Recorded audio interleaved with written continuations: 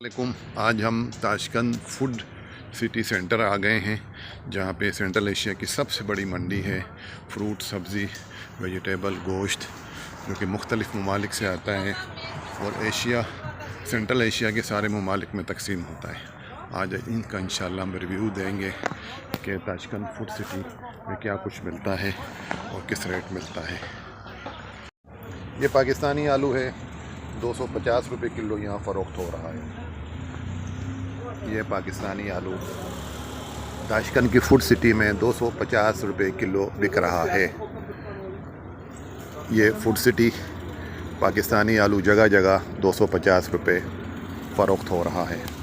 ये food city Tashkent से मुख्तलिफ़ अजनास, मुख्तलिफ़ फल, सब्ज़ियाँ यहाँ से सेंट्रल एशिया, रशिया तक जाती हैं।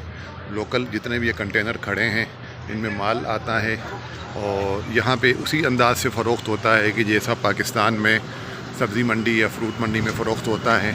यहाँ से सारा सामान पूरी सेंट्रल एशिया जाता है, रशिया जाता है और वहाँ पे ये फ़रोख्त किया जाता है। पाकिस्तानी प्रोडक्ट्स यहाँ पे बड़े ऊंचे दामों में फ़रोख्त होती है।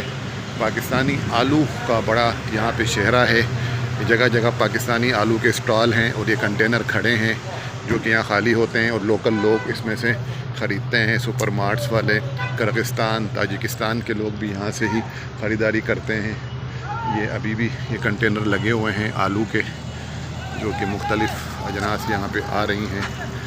और किन्नू, पाकिस्तानी किन्नू, पाकिस्तानी आलू, आम के सीज़न में आम, ये सारी चीज़ें बड़ी महंगे दामों यहाँ फ़रोख्त होती हैं और इसके बड़े यहाँ पे दाम हैं जगह जगह। इस वक्त चूँकि यहाँ पे पूरे रीजन में बर्फ़बारी की वजह से इनके पास अपनी कोई फसल नहीं आ पा रही रशिया से, तो पाकिस्तान के आलू का बड़ा इस वक्त जो है वो मार्केटिंग हो रही है और बड़ी फ़रोख्त हो रही है और बड़े धूमधाम से ख़रीदारी हो रही है।